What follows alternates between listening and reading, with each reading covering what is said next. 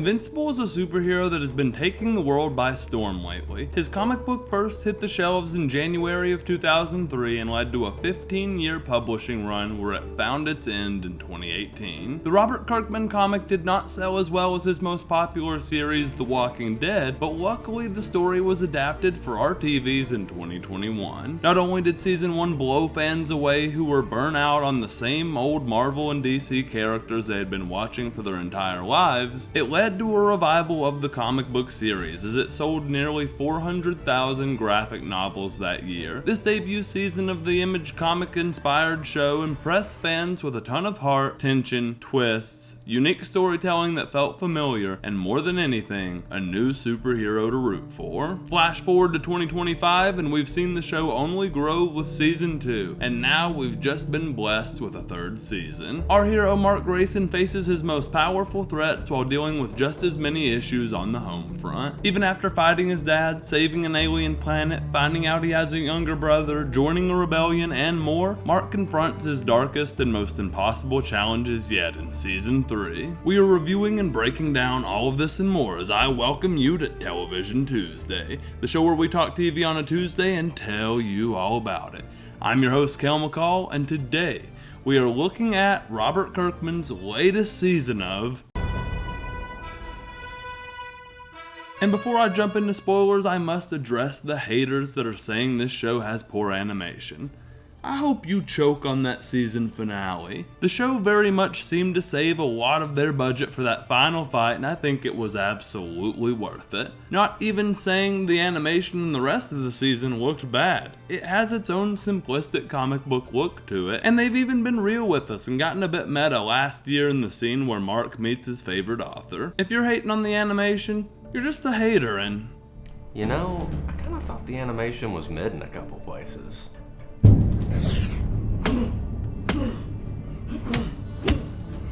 I've had enough of it.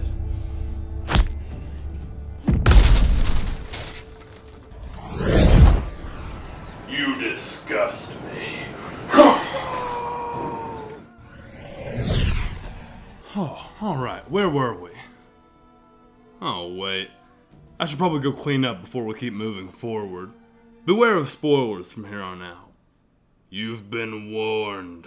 Season 2 leaves us with Anessa's ominous warning. She lets him know if he doesn't begin to assimilate Earth for Viltrum takeover, things will not be good when another Viltrumite shows up to check on his progress. And don't worry, we'll get there later in the review. So when we pick up on season 3, it's awesome to see Cecil, Mark, and Donald haven't forgotten this. Mark is training and is stronger and faster than ever before. Along with this, Oliver shows his powers super early and you just see how quick he's growing up. It feels like things are really coming together. And this first episode was so great as the power of the team makes you feel secure, and then you see Mark, Eve, and the entirety of the Guardians of the Globe pretty much lose to Doc Seismic while fighting Earth monsters deep within the planet's core. This is when he is bailed out by Cecil, and it's how Cecil goes about saving them that creates a whole new issue within our Earth heroes. Cecil has been taking all of the old villains from the show and reforming them for his own use. Something that is very on brand for Cecil once we later get his backstory episode. But Mark doesn't like using Sinclair's Reanimin because he doesn't think Sinclair should be a free man, and he doesn't trust Darkwing 2 for the same reason. This leads Mark and Cecil to argue, and that becomes a major issue throughout the rest of the season. One of the things that makes season 3 different is that Mark loses Cecil on his side. Things go terribly, and when they can't agree and when he feels threatened, Cecil reveals to Mark that there is a chip in his head that plays a super loud noise. When used, this immediately puts Mark down on the ground. Remember that giant lobster you tangled with in Atlantis? I had the lab boys recreate the sound it made. Turns out we can transmit it to your earpiece. Not that earpiece. The one we implanted when you were in our hospital. the one too deep to reach. I think the show throws you into making a decision that you will need to stick with throughout the entirety of the season. Is Cecil right for being so scared to death of Mark's father that he took this precaution in hopes to never have to use it? Or was that crossing the line because Mark hadn't done anything to deserve this kind of treatment? Regardless, Cecil overuses it to the point where Mark wants nothing to do with him, and Mark and the rest of the heroes would probably be dead if Cecil didn't bring in the former villains. To add to this situation, it fuels the breakup of the Guardians of the Globe. On top of this, episode 1 shows Mark and Eve confessing their dramatic and undying love for one another. So with that plot, the tension between Mark and Cecil, and Oliver showing his powers, we were given a huge welcome back to the show that rehooks you into the story perfectly. And to elaborate on how these plots end up, I usually don't care for the cringy teen love and superhero shows, but I think Mark and Eve's relationship provides a great break from the constant tension, and it really grounds the show. You're just kind of like, yeah, Mark needs a break. And on the other hand, you're like, yo, Oliver needs to pump the brakes. Even with Debbie and Mark trying to contain his excitement, Oliver wants to go use his powers and help his brother now, while they want him to live as normal as a childhood as possible. This is all fun and games until he joins the Invincible War or tries to join his brother's fight against Conquest. And through all of that, we see that Mark and Cecil will still band together when the Earth is in danger, which is a good thing, and I hope it stays like this. But with the way things ended up, I highly doubt these two characters are going to be able to get along, especially after the ending. To cap off the plots that are immediately introduced to us early in the season, we have Alan, who shows he is not willing to give up on Omni-Man. I love the second look we get at this plot later on as Alan, Omni-Man, and a fresh out of prison Battle Beast take on the Viltrumites on the ship in awesome fashion. Once this is over, Alan and Omni-Man head to the Coalition, where Omni-Man will join the rebellion against the Viltrum Empire. And I must say, the scene where Alan recruits Battle Beast was hilarious, and I love that the finale shows us that old BB won that fight with the Viltrumite and has been saved from the depths of space. As for Alan and Omni-Man, I was hoping to see them again in the season 3 finale as we gear up for the inevitable reunion with his sons and what will be an incredibly awkward situation for Debbie, Nolan, and Big Paul. And really, this third season is jam-packed with awesome plots and details that will inevitably affect the main story, like Oliver killing the Mauler twins and becoming Kid Omni-Man, the Guardians splitting in half, Invincible's new black suit, which is a nod to the edgy nature of the symbiote Spider-Man suit, Mark and Eve start Invincible Inc. and fight a magic dragon. This was a crazy episode. I love how we are constantly meeting new threats that surpass a human level of power. Mark needs challenges, and they're always written well into the story. But my two favorite plot lines that aren't necessarily the main story were the future where Mark is put immortal in charge of Earth, and the Invincible War in our main timeline. Early in the season, we see two teenagers use futuristic technology to steal the Declaration of Independence. It comes and goes while Mark trains Oliver, and honestly, by the time it came back when Mark and Eve were on their date, I had already lost it in the back of my mind, making it the perfect time to bring it right back up. They steal Mark and take him to their timeline in the future, where humanity is enslaved by an evil king. They steal the Declaration of Independence because they believed the ink from it was the only way to kill this mad king.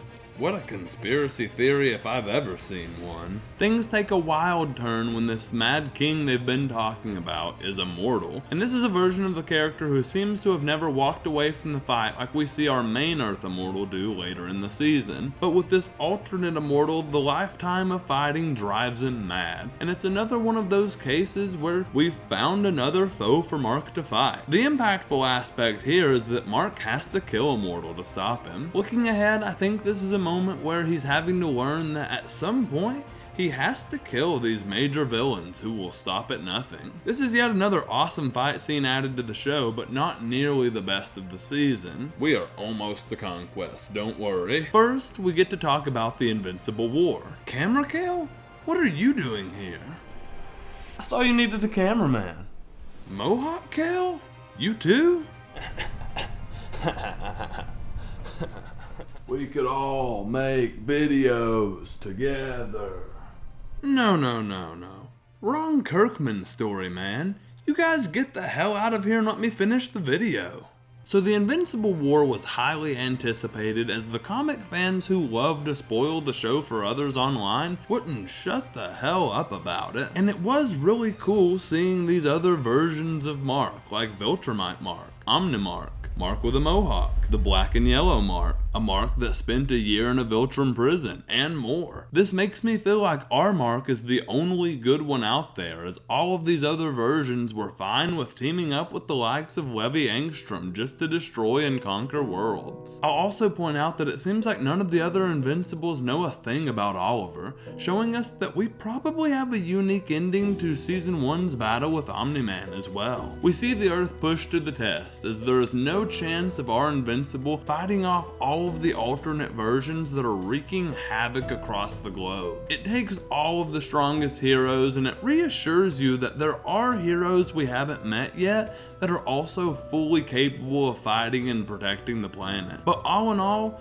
Earth loses this battle as hundreds of thousands are killed. Most notably, we lose one of our favorite heroes, Rexplode. But of course, Rex doesn't go out without a bang, as he is able to kill an Invincible. Our Mark, however, is taken out of the fight when he has to kill versions of himself to save a crippled Eve. But of course, as soon as Mark goes out again, he's met by the Viltrumite force of a man named Conquest, the Glenn and Negan rematch of the century.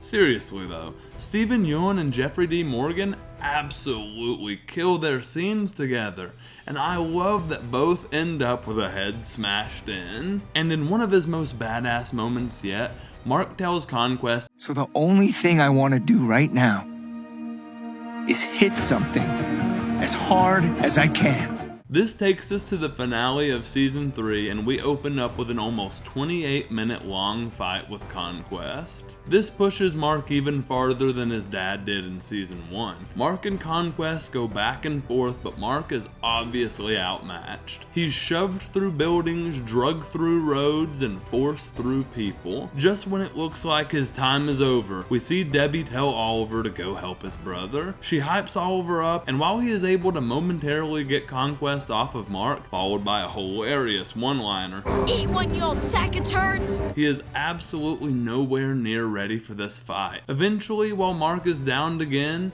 Conquest lifts Oliver up and begins to rip him in half. Mark wakes up to see this and gets another jolt to fight some more. Throughout these moments, the animation is better than it's ever been. I loved the advanced drawings and cinematography. Some of my favorite stuff was the POV shot, like the ones where we see Oliver's perspective as he chases them, or Mark looking up to see Conquest holding Oliver. Luckily, Cecil shows up to save Oliver, and soon we see Eve wake up and look at the news. She immediately hops out of a hospital bed and comes to save Mark, and man, does she put up a hell of a fight, until Conquest puts a hole in her midsection and rips half of her face off. It seems like Eve dives in Mark's arms as Conquest watches. This is absolutely terrifying until it pushes Mark hard enough to turn around and beat Conquest to death with his remaining strength.